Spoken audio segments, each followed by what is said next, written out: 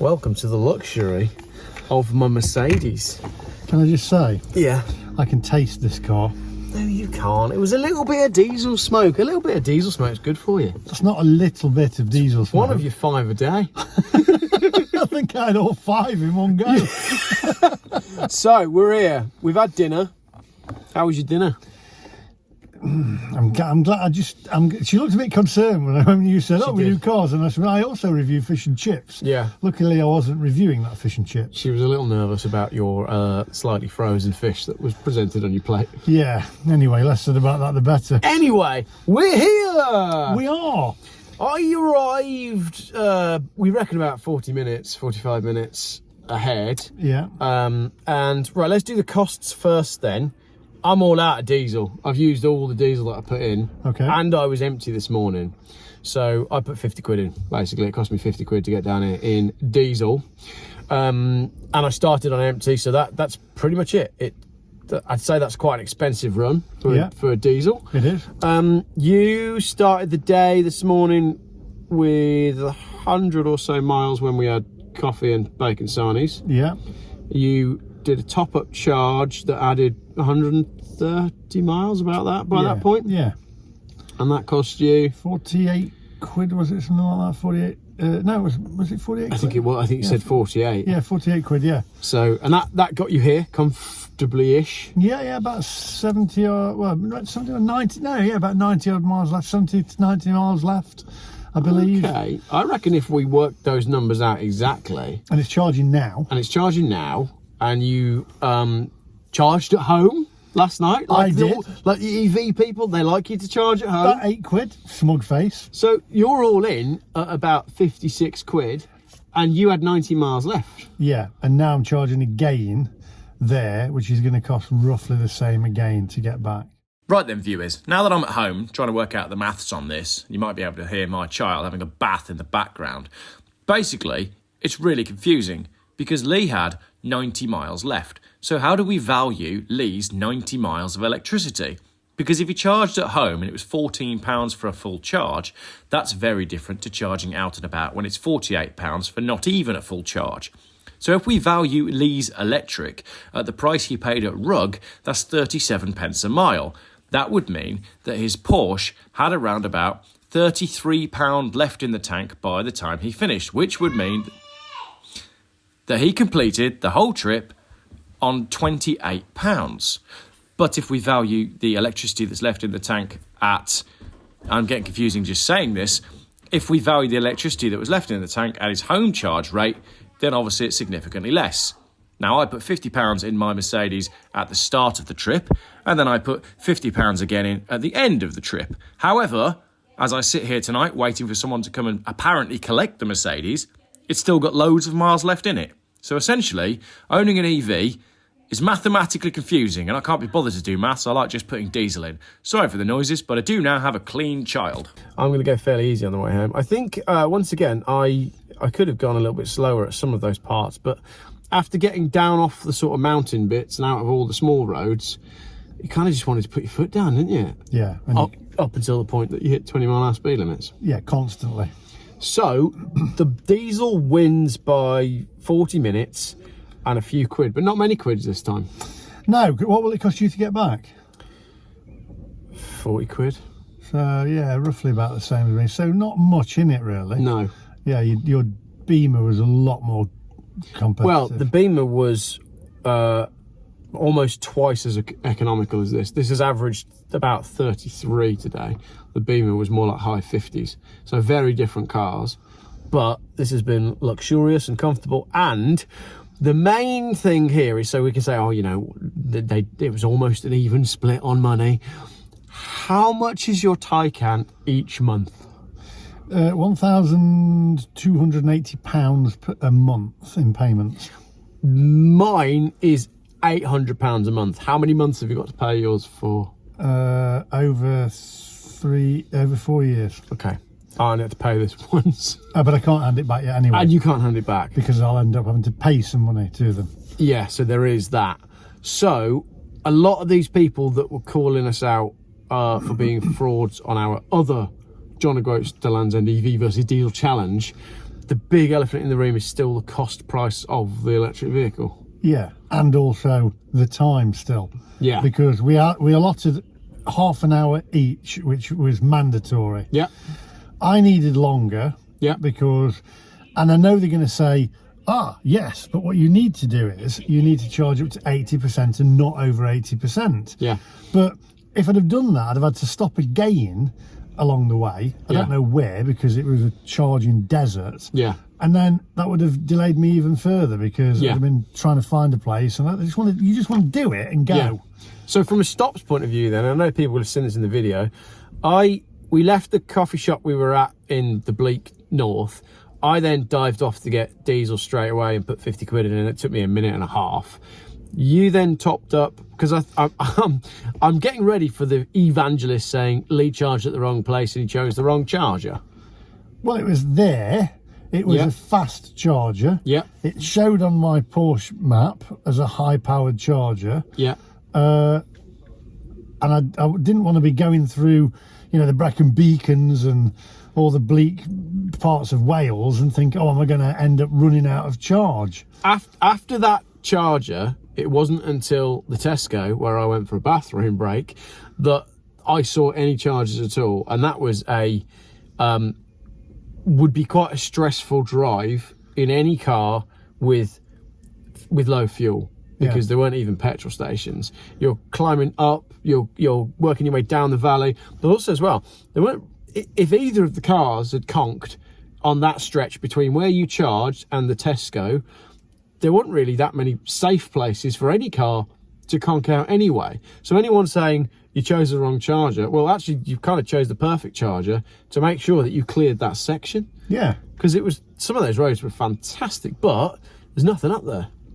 I was worried, because I've done it before. Yeah. And I know from past experience of travelling through Wales, Scotland, I will give them the due. Yeah. They have got a fairly good charging network. In fact, I'd go as far to say that Scotland has got a better charging network than England. Yeah. Wales, however, not at all. Certainly not terrible. So I thought, great place to charge. If the evangelists argue that was the wrong place to charge, they're wrong, because it was the right place to charge. Yeah. It was not far off from the start of it. I knew that it would get me the whole way and I wouldn't have to stop again. I didn't, apart from for a quick bathroom break for about 5 minutes. That was the perfect place. And then here, I've done exactly what they've said. Well, we have had a meal. My car's been charging. Yeah, and even I said that that's actually pretty cool, that we can sit and have a burger and some terrible fish and chips, and while we're doing that, your car's just going dub, dub, dub, dub, dub, dub. And it might be expensive, but there's a convenience in that. And you're right at the end point. This is where we finished. We literally finished 10 feet from that charger. Yeah. So we did drive around to try find the chargers that we found the other night on Google, but they weren't there at all. But you've got those, so. Well, it's perfect, because you said, you're going to film your journey home, and I says, well, I probably will, because there'll be some trauma on the way home, no doubt. But then I thought, no, I'll charge here and I can just get all the way back now, so I'm done. All I need to do is stop for a quick bathroom break, back in the car and onwards. Highlights, low points, general thoughts on the day. Highlights, do you know what, the beginning of it, nothing to do with the car, but when we got to the Lighthouse, looking back, fantastic views. Really crazy nice. Wind, great footage. That was a good start to the race, wasn't it? It was fantastic. Not a race. Not a race. The bacon butty was good as well. Yeah. And better than the fish and chips that were terrible. Barry Island, probably the low point. It's funny, isn't it? And we were just discussing how this is very much a place that time has just left. Time has just left, and a lot of these British resorts are like that. Time has just left them, and they've not changed.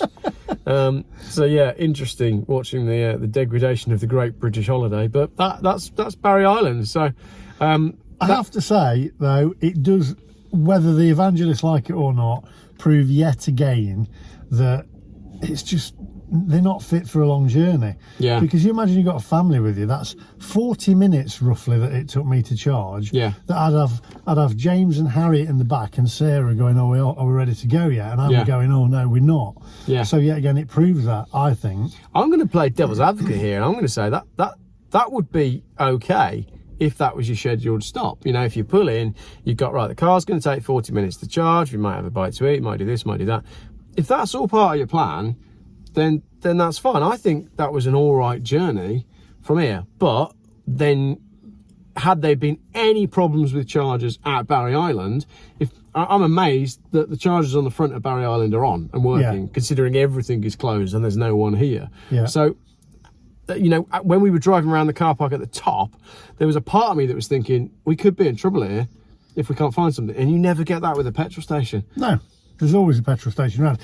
I said, actually, I could have got Sarah's car, which is a VW Golf diesel. Yeah. I could have driven from Mansfield, drove to the top of Wales, driven down here, and driven back to Mansfield. Yeah.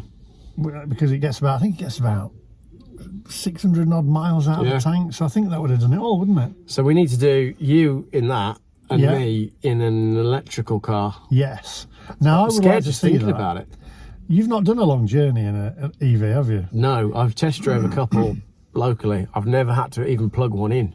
To experience it initially as well, because I'm slightly not as nervous as I was when I first had it. Yeah. When I first had it and I first did the initial Johnny Groats to Land's End, when I first got the car, I was really worried. And then you get to know the car and how many miles it's going to do, and then you know where the sort of charges are, etc. And you ease off a little bit, but there's still always that, is the charger going to work? Yeah, yeah. And there was a bank of them there, but it's just, for me, I just think there's no way that electric cars, they can't be a long-term solution. Yeah, and we're back on what we've said in many videos before, whereas for the person that charges at home and only uses it to nip to shops or nip to the office and they can charge at the office, have it, not a problem. You know, if an electric car works for you, that's brilliant, but they don't work for everyone and they shouldn't be pushed onto everyone, and that's basically where we end up with it. That's took over an hour to charge. It's been closer to 2, hasn't it? Nearly 2, nearly from when we ordered dinner, because you've got to count, you know, walking off to go get the car, to take the car to chargers, to walk back to the restaurant, all that sort of stuff. Yeah, which is fine, because we've had something to eat, we've come back, we've done a bit of footage, etc. Yeah. But you imagine if you're a business, or you come down here, you could drop something off, I'm going to charge you up to, I'll go wait 2 hours. Well, I on the way in this morning, I went past the McDonald's, and charging in the car park at McDonald's is, you know, one of these BT vans or a company van or whatever. Well, someone's paying for that chap's time, and then someone's paying for the charge, and the poor chap is eating McDonald's and getting unhealthy because he's got to hang out and wait for the van. So it can't work as a fleet solution, can it, really? No, I saw somebody on the way up to Scotland once, a guy with a van. He came from Milton Keynes, and he was up at Scotland, and they had to stop because they'd got loads of stuff in the back of the van, and they had to stop 4 times to charge.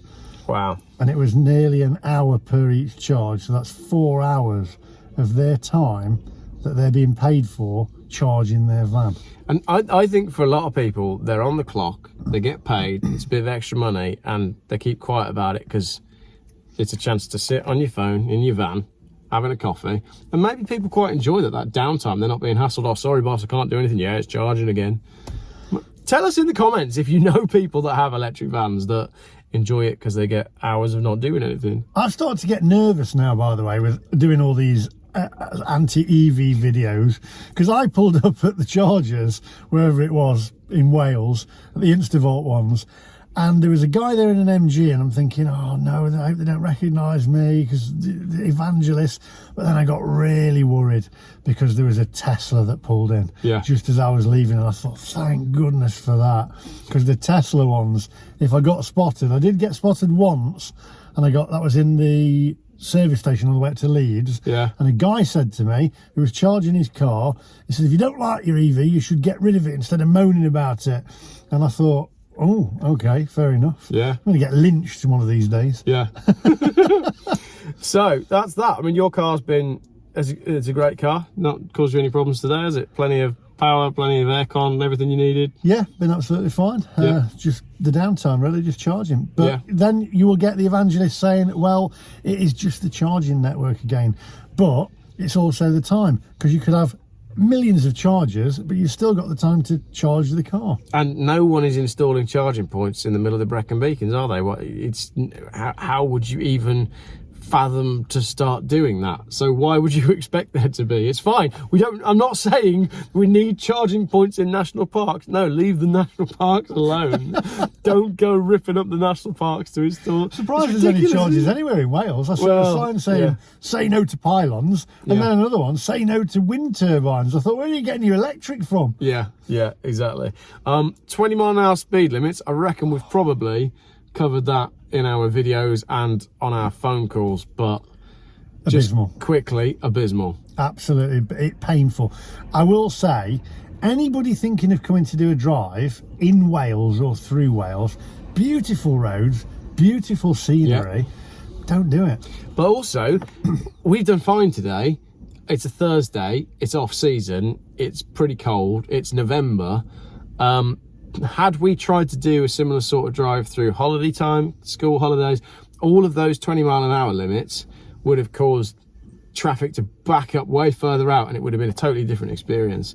And there's a part of me that wants to say, for YouTube, maybe we should come back on a busier time. Don't want to do it. Don't want to do it. It was painful enough as it was, and you just start to get on your way, and then it's like, you're slowing down to 20, and it's unbelievable how slow that it really is.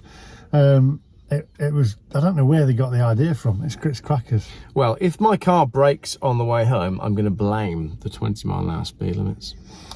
I think the 20 mile an hour speed limit was worse for your car, because the slower your car goes, the more black smoke that comes out of it. Yeah, absolutely. And then all the black smoke backs up, and then it's like a clogged drain then. It's going to cause problems. It's got quite a clunk on it now. I don't know if that's on the gearbox or what, but I think what it needs is it just needs a bit of diesel, and then it needs me to drive it home. So we'll see. Do you think it's going to make it home? I think so, but it is making some noises that it wasn't making earlier on. But then again, if you buy a luxury Mercedes for 800 quid, what do you expect? I think you should leave it in an airport car park. And on that fiery bombshell. Awesome. Right. Thank you very much, everybody, for watching. Make sure you subscribe to Lee. Make sure you subscribe to Geoff. Give us your suggestions for what we should do next in the comments. Go on, you tell us what you would like to see us do, and we'll look at going and doing something else. You tell us where, tell us what cars, tell us when, what events we need to go to, where we should eat, all that sort of stuff. Stick it in the comments and we'll go through them and see what we want to do. I think you should go in an EV. I'm up for it for clicks, but I really don't want to do it. Do you know what scares me the most? Having to stand there on my phone and download all the different apps and connect it to my this and connect it to my that. And okay, it'll be funny for a YouTube video, because I'm gonna hate it. It's scary, especially the bit where you plug it in and it goes communicating with the car, and then you're waiting, and then your stomach's turning thinking, is it gonna do it? I think I'll have a breakdown. It'd be worth it for that, wouldn't it? What's that movie? Is it called Falling Down? Oh yeah. That'll be me. Like Michael Douglas. There was a massacre at Keel Services this afternoon when a man in a flat cap lost. Thank you very much, everybody, for watching.